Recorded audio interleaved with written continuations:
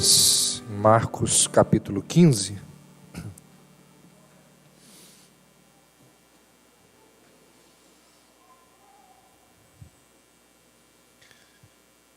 Evangelho de Marcos, capítulo 15.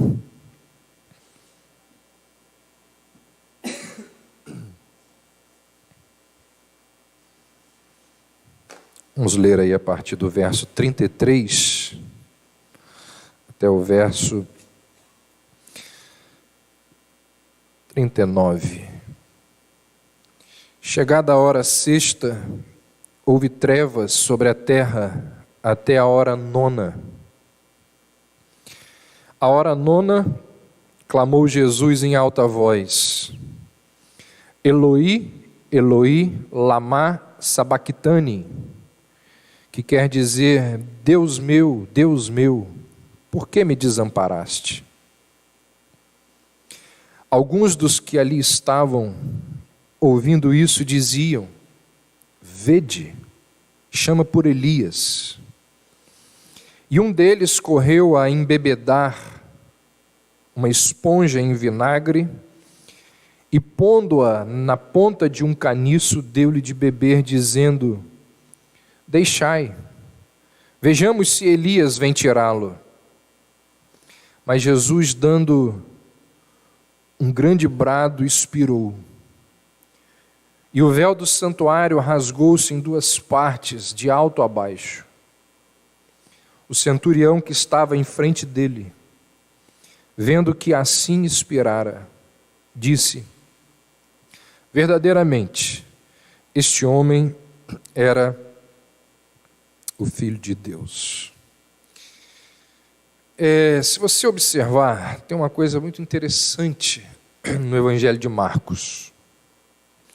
Marcos inicia o seu Evangelho, se você olhar lá no primeiro capítulo, no primeiro verso, Marcos inicia o seu Evangelho com a seguinte afirmação: princípio do Evangelho de Jesus Cristo, Filho de Deus.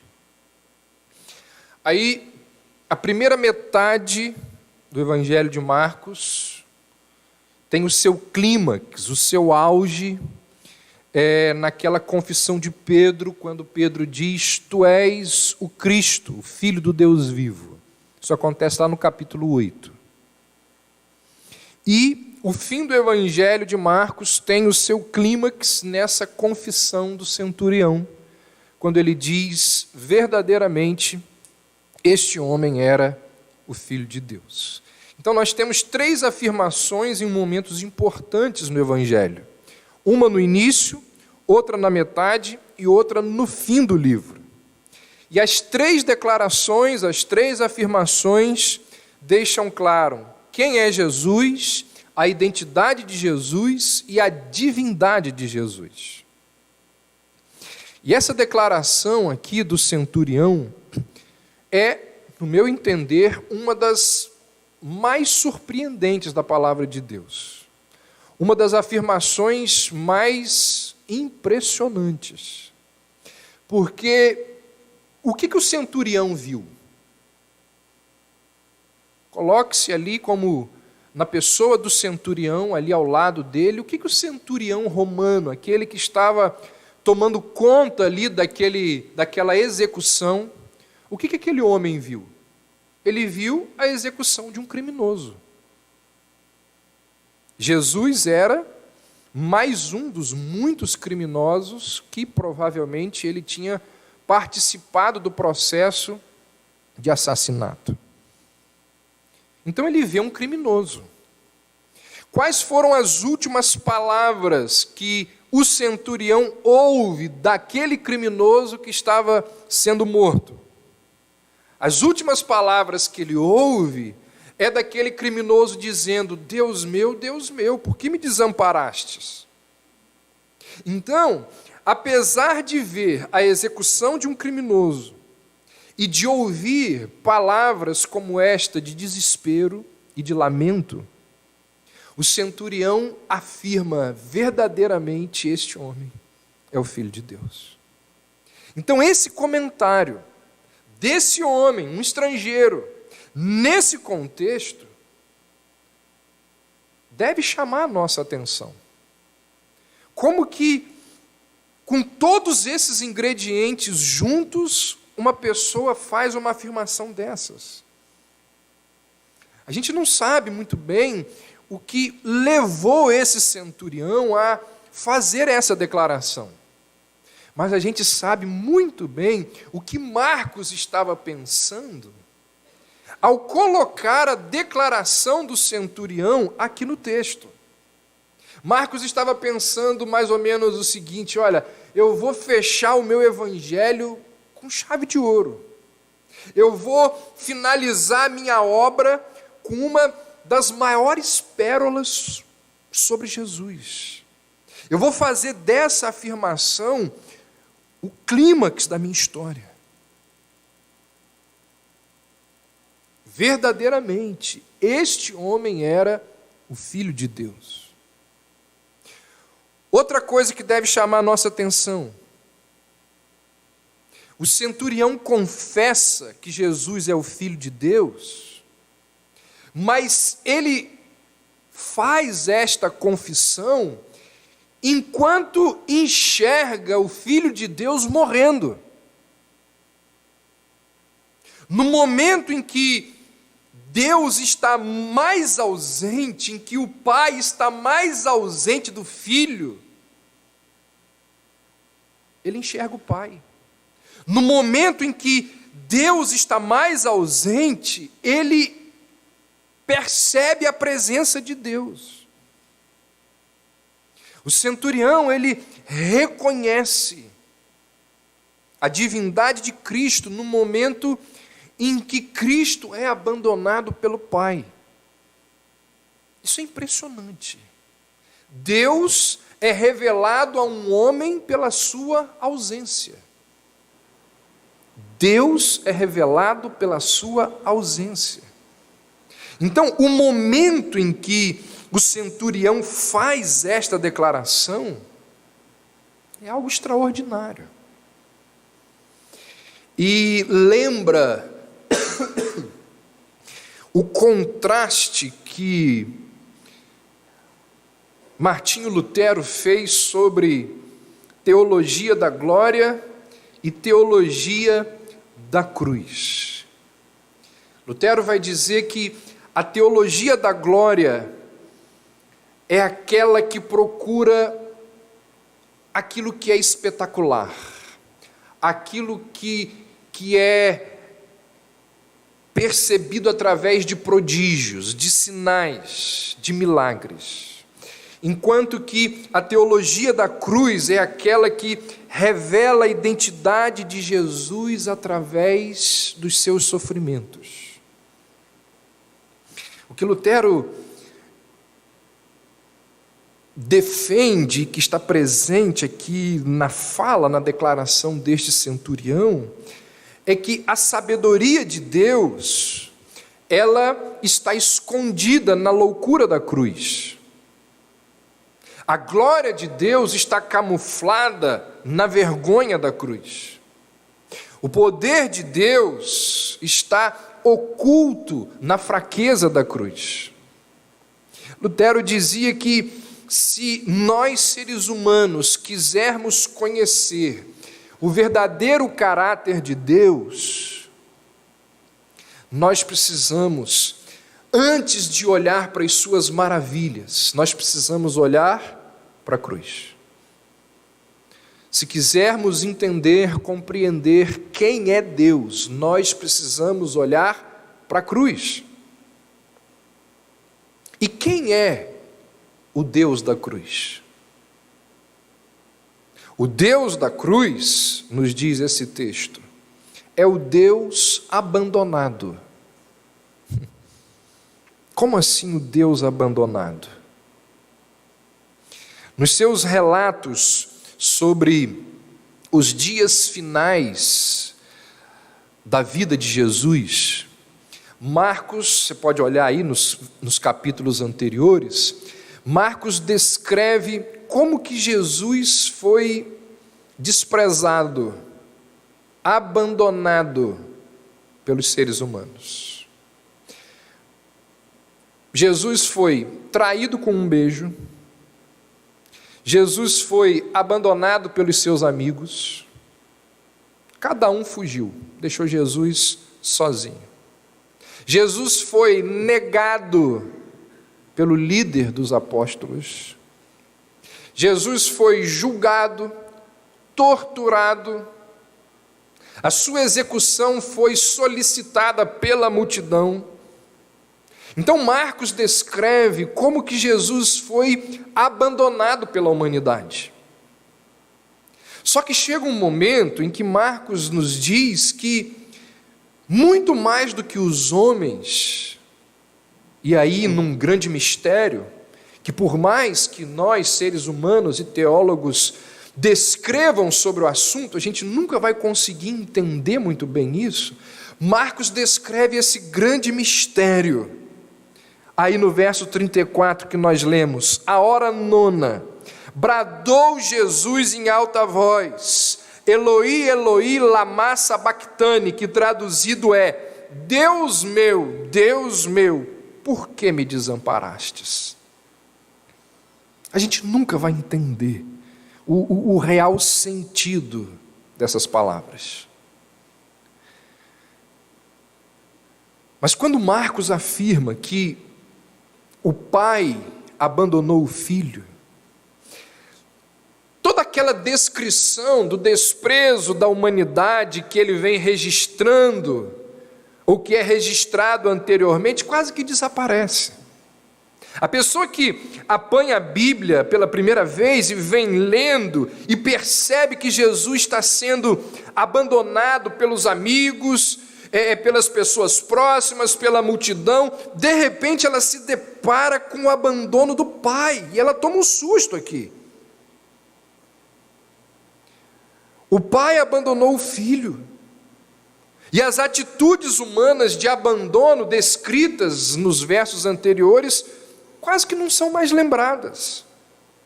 Elas como que perdem o peso diante do abandono do pai. Se lá no batismo os céus foram abertos, agora os céus se fecham. O filho desamparado pelo pai. Olha o que esse teólogo disse sobre o que a gente está falando aqui. No momento da maior necessidade e dor do filho, Deus não está ali. O filho clama e não é ouvido. O recurso familiar, o último recurso, não está ali. O Deus que estava presente, o Deus que ele agora necessitava como nunca, o Deus que ele agora necessitava como nunca antes precisou, não estava em nenhum lugar visível. Não havia resposta ao clamor do filho, não havia consolo. Jesus foi deixado sem Deus, sem percepção de sua própria filiação, incapaz, pela única vez em toda a sua vida, de dizer: Abba, Pai. Foi deixado sem nenhuma percepção do amor de Deus e da operação do propósito divino. Nada havia senão aquele porquê, procurando em vão fazer a ponte entre as trevas. Ele era pecado, ele era sem lei e, como tal, foi banido ao buraco negro, ao qual pertencem os sem lei, e de onde não podia fugir sequer um som, a não ser por quê. Essa foi a única palavra do Filho em sua agonia final, ao estender a mão ao Deus de quem tão desesperadamente precisava, mas enquanto pecado ele não conseguia discernir e de cuja presença ele era proscrito. Não havia acordo. Deus não poupou o seu próprio filho. Ele teve de ser tratado não como filho, mas como pecado. Que coisa impressionante, não é? João abre o seu evangelho dizendo assim: no princípio era o Verbo, e o Verbo estava com Deus. Nós já analisamos algumas vezes esse texto aqui, e nós vimos que essa expressão com Deus significa uma expressão de intimidade, alguém que vivia face a face com o Pai. João está nos dizendo que Pai e Filho, ao longo da eternidade, eles gozavam de um amor e de uma comunhão indescritível. Pai e Filho nutriam uma eterna relação de intimidade ali, face a face. No entanto, ali na cruz, essa comunhão eterna, ela é rompida, ela é interrompida. Pai e filho, que habitavam mutuamente um no outro, são separados. O pai experimenta a perda do filho e o filho suporta o abandono judicial do pai. Jesus morre carregando todos os efeitos do pecado e toda a força da ira de Deus. Ele fica ali sozinho, completamente abandonado. É estranho a gente dizer isso, mas na cruz, Deus está dividido de Deus. Deus meu, por que me desamparaste? E essa solidão de Jesus Cristo, ela lança luz, ela nos revela uma das maiores doutrinas das Escrituras. Na verdade, uma das maiores verdades do cristianismo, que é a doutrina da Trindade.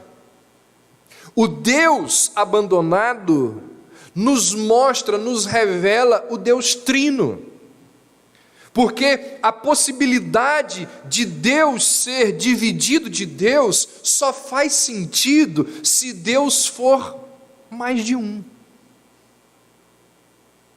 Somente se houver distinção, Deus pode ser desamparado por Deus. Então, o Deus da cruz, o Deus abandonado, nos revela a pluralidade de pessoas na divindade. Por isso que Lutero diz: se você quiser conhecer Deus, olhe para a cruz. Porque a cruz nos ensina quem é Deus. Ali nós vemos a Trindade. Porque ali o Pai abandona o Filho, por causa do que o Filho representou naquele momento. E se o Pai abandona o Filho, nós começamos a perceber quem é Deus. Segundo, quem é o Deus da cruz? Não é apenas o Deus abandonado, mas também é o Deus unido a Deus. Ou seja, a cruz ela não revela apenas as distinções dentro de Deus. A cruz ela nos revela o propósito da divindade, que é reconciliar consigo mesmo eu e você, a humanidade caída. Quando Jesus deu o seu último suspiro e disse aquelas palavras que nos mostram o Deus abandonado, que saltam aos olhos do leitor, que diante daquele contexto de desprezo, vê o desprezo do Pai. Depois que Jesus dá aquele grito de suspiro, de abandono, Marcos nos diz no verso 38 que o véu do santuário rasgou-se em duas partes, de alto a baixo. Você deve saber que o templo, que era símbolo da presença de Deus para com o seu povo, a estrutura física do templo, ela transmitia um recado, Quem conhece um pouquinho lá de Antigo Testamento sabe que o templo, a maneira como ele foi construído, transmitia o recado de que era impossível para o homem se aproximar de Deus. O próprio templo já transmitia esse recado: nós não conseguimos chegar até Deus. Porque a estrutura física do templo, existia ali uma série de ambientes nos quais, progressivamente, somente certas pessoas tinham permissão de entrar. Por exemplo, lá fora ficava o pátio dos gentios. Eles não podiam chegar no local onde estavam os judeus. As mulheres também tinham as restrições. E à medida que uma pessoa ia adentrando nas partes do templo, significava que ela tinha uma importância maior ali naquele contexto. E aquele lugar mais interior, que era chamado de Santo dos Santos, que somente um homem, que era o sumo sacerdote, que podia uma vez por ano entrar, aquele lugar ele era separado pelo véu do templo. Então você imagina um filme onde os bandidos eles tentam assaltar um banco, e existe ali naquela agência bancária uma série de medidas de segurança que mantém os ladrões ali longe do cofre. E para chegar ao dinheiro, aqueles assaltantes eles precisam passar por cada uma daquelas medidas de segurança, tendo o obstáculo final para chegar no dinheiro, aquela porta de aço impenetrável com aquele complexo sistema de trancas. Esse é o véu do templo. Esse é o lugar que é impenetrável. Não passa ali. E a estrutura do templo, então ela nos transmite uma mensagem. A estrutura do templo é uma lembrança visual, gráfica, de que pecadores não têm acesso à presença de Deus. Pecadores não podem chegar à presença de Deus. Quem tentasse chegar à presença de Deus era fulminado. O sumo sacerdote, quando entrava, ele entrava amarrado numa corda, a sua roupa tinha lá aqueles sininhos, porque se ele entrasse na presença de Deus com a sua vida toda errada, ele era fulminado. E para que o corpo não apodrecesse ali, então eles puxavam aquele homem pela corda. Ninguém podia passar do véu. E Marcos nos diz que quando Cristo morre, aquele véu, que era um véu muito grosso, aquele véu ele se rasga. Aquela cortina que separava Deus da humanidade, ela se rasga de alto a baixo, mostrando que a iniciativa vem de Deus, mostrando que o caminho para Deus, o acesso a Deus estava aberto. E a partir de então, Deus poderia ser conhecido, Deus poderia ser conhecido do homem, e o homem poderia aproximar-se desse Deus que ele passaria a conhecer. O que isso nos mostra? Isso nos lembra que, separado de Deus, Cristo nos uniu a Deus. Porque foi separado do Pai, Cristo pôde nos unir ao Pai. Enquanto o pai e o filho estavam sendo separados pelo abandono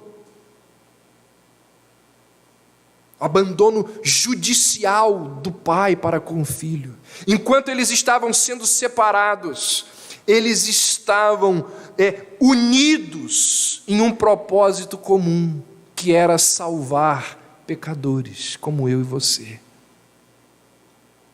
Isso nos lembra, gente, ou isso corrige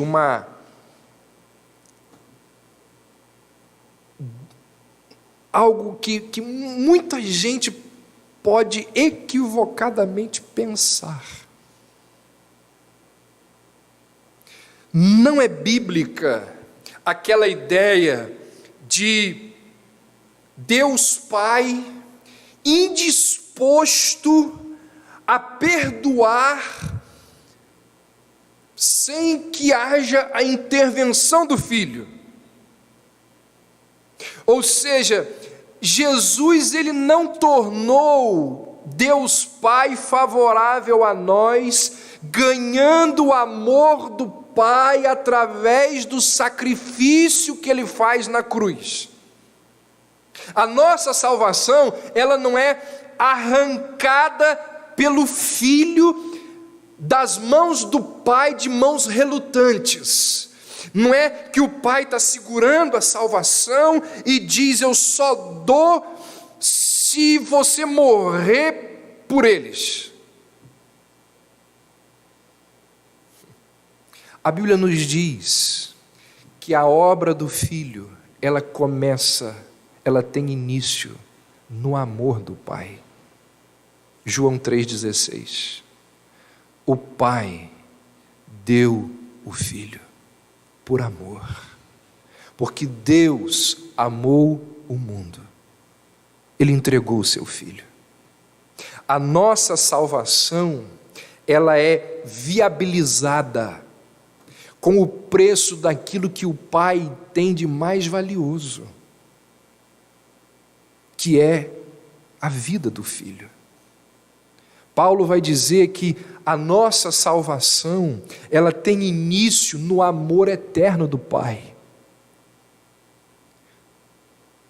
Bendito seja o Deus e Pai de nosso Senhor Jesus Cristo, o qual nos abençoou com todas as bênçãos espirituais nas regiões celestes em Cristo, como também nos elegeu nele, antes da fundação do mundo, para sermos santos e irrepreensíveis diante dele em amor. E foi o Pai quem nos predestinou para sermos filhos de adoção por Jesus Cristo, para si mesmo, segundo o beneplácito da sua vontade, para o louvor da glória da sua graça, a qual ele nos deu gratuitamente em Jesus. Começa com o Pai. Ou a verdade é que os atos do Filho nada mais são do que a efusão de amor do Pai. Tudo que Cristo fez por nós, dar a sua vida, viver de forma perfeita, levar sobre si o nosso pecado, abrir o caminho ao Pai, tudo que o Filho fez começou no amor do Pai. Aquele mesmo teólogo que citei há pouco, ele diz: temos de aceitar a constante ênfase do Novo Testamento, de que o preço da nossa redenção foi carregado não só por Deus Filho, como também por Deus Pai.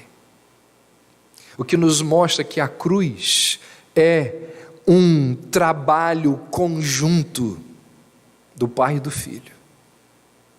Na cruz nós vemos quem é Deus, disse Lutero. Nos milagres, nos sinais, a gente não consegue perceber direito quem é Deus, mas a teologia da cruz nos mostra quem é o Deus das Escrituras. Então, quem é o Deus da cruz? É o Deus unido a Deus. E somente a doutrina da Trindade nos ensina a possibilidade desta verdade.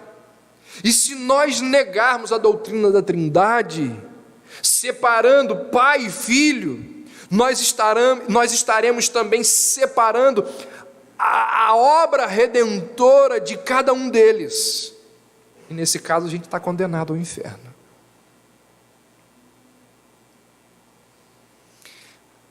Aí a gente pode pensar, Mas aqui no texto de Marcos, onde está o Espírito Santo? Ficou fora da cruz? Porque Marcos não fala nada acerca da ação do Espírito Santo na cruz.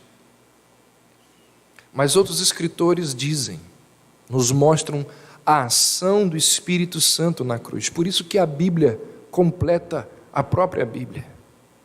Abra aí, por favor, Hebreus 9.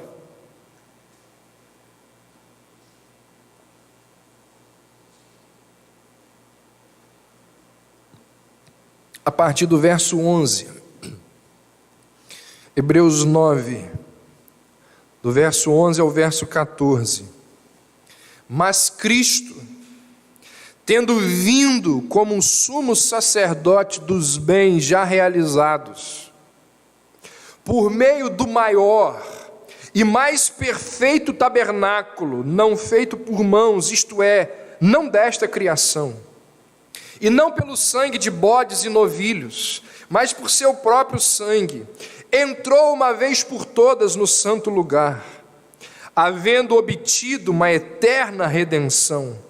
Porque se a aspersão do sangue de bodes e touros e das cinzas de uma novilha santifica os contaminados, quanto à purificação da carne,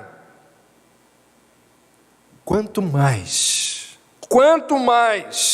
o sangue de Cristo, olha o que diz agora, que pelo Espírito se ofereceu a si mesmo, imaculado a Deus, purificará das obras mortas a vossa consciência, para servirdes ao Deus vivo. No batismo, diz a Bíblia que o Espírito veio sobre Jesus, dando-lhe poder para que ele tivesse condições de exercer todo o seu ministério que ele estava por desempenhar. Agora na crucificação, será que o Espírito o abandonou? O autor aos Hebreus diz que não. O autor aos Hebreus diz que pelo Espírito eterno, Cristo ofereceu-se a si mesmo. Na cruz, Jesus é abandonado pelo Pai. E não é esse o meu objetivo aqui, explicar o porquê, a gente já fez isso em outros momentos, mas na cruz ele é abandonado pelo Pai, mas o Espírito o estava capacitando a obedecer, a oferecer-se ao Pai até aquele último momento. O Espírito que esteve com ele, desde o momento em que nasceu, estava com Cristo ali na cruz.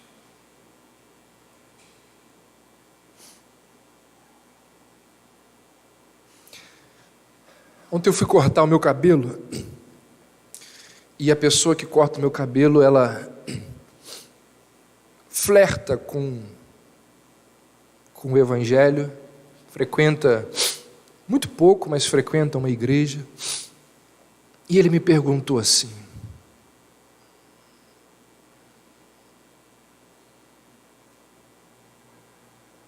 o que a gente precisa fazer para ser salvo?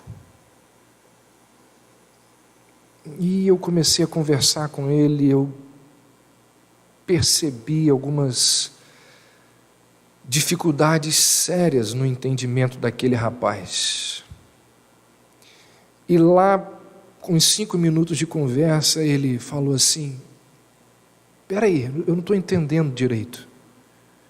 Significa que eu não tenho que fazer nada? Eu falei: exatamente. Mas como assim? Eu vou para o céu sem fazer absolutamente nada? Por isso que é de graça. Mas aí a gente continuou conversando, e aí a gente chegou, por que ele não tem que fazer nada? Por que nós não temos que fazer nada? Primeiro, porque nós não temos condições.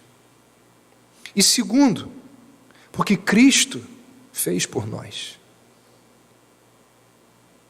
E aí eu então falei com ele que Cristo não apenas morreu, mas Cristo também viveu por nós. E aí ele entrou numa outra crise. Ele falou, mas calma aí, quando a Bíblia fala que Jesus era perfeito, isso é simbólico, né? Falei, não, ele era perfeito. Ele viveu 33 anos sem um pecadinho. Aí eu percebi, esse cara precisa se converter. Como assim, 33 anos sem fazer nada? Como que ele foi capaz? Por causa do Espírito Santo, que o auxiliou, que o ajudou na sua humanidade. O Espírito esteve o tempo todo com Jesus, até na cruz. A Bíblia nos diz que quando nós estamos cheios do Espírito, nós não satisfazemos as concupiscências da carne.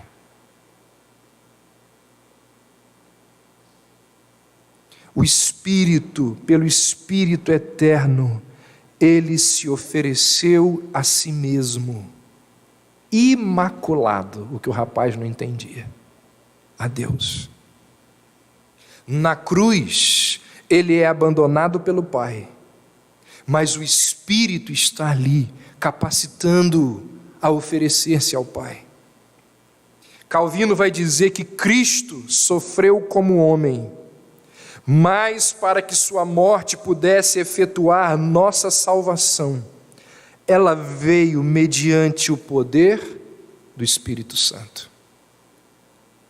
No Getsêmani, Jesus ora e usa a expressão Abba, Pai. Essa expressão Abba, Pai, ela aparece apenas 3 vezes no Novo Testamento. No Getsêmani, em Romanos 8, em Gálatas 4. E em Romanos e Gálatas, Paulo nos diz que essa oração ela é feita pelos cristãos por intermédio do Espírito Santo. Isso sugere que Jesus também ofereceu a sua oração no Getsêmani por meio do Espírito Santo. Enquanto os discípulos dormiam, Jesus estava ali sendo sustentado pelo Espírito Santo. Pelo Espírito, ele se submete à vontade do Pai. Ele toma o cálice de amargura do Pai. O Espírito que conduziu Jesus ao deserto, agora está ao lado de Cristo, sustentando-o no momento da cruz. Paulo nos diz que Cristo foi capacitado pelo Espírito até o momento da cruz. Na cruz nós vemos, como diz Lutero, Deus, o Pai, o Filho e o Espírito. A ausência do Pai, o Cristo crucificado e sendo sustentado pelo Espírito. Mas a Bíblia nos diz que a obra do Espírito ela não se encerra na cruz. Abra aí, rapidamente, por causa da nossa hora, 1 Coríntios 2.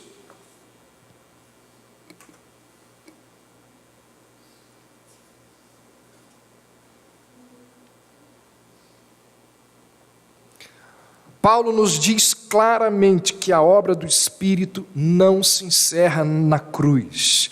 Verso 2: porque nada me propus saber entre vós. 1 Coríntios 2, verso 2: nada me propus saber entre vós, senão a Jesus Cristo e este crucificado.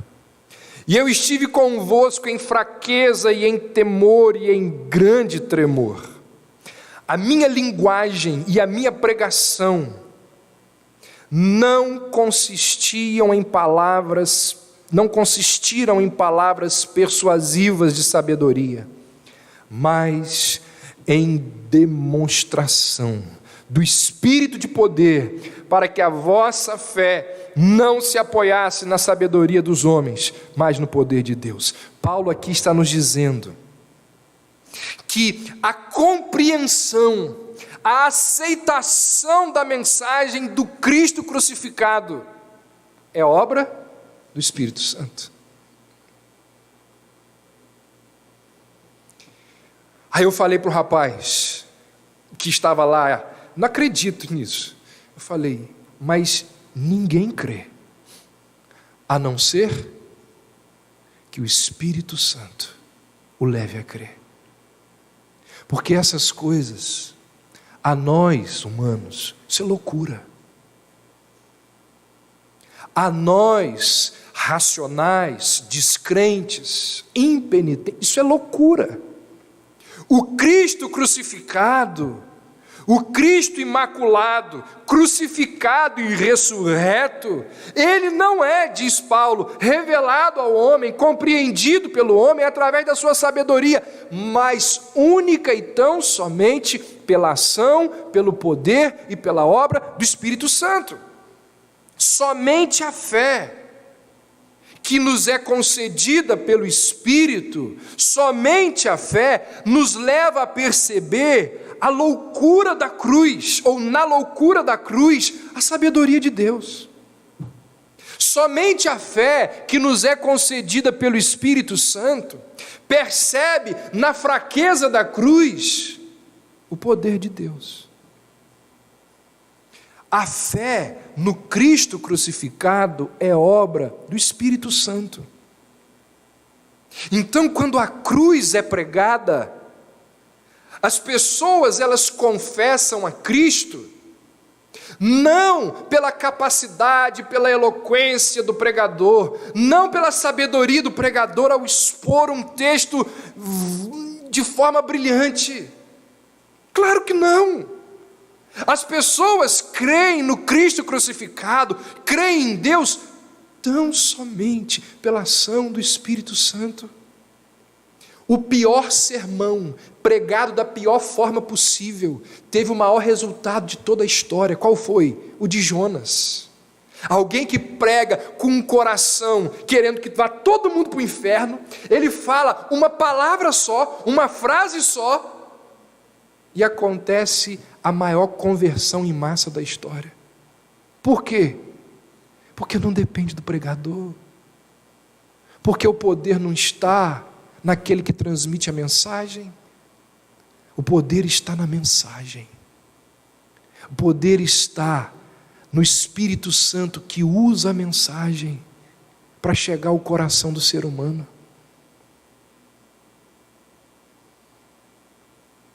Você entende o que Lutero quis dizer?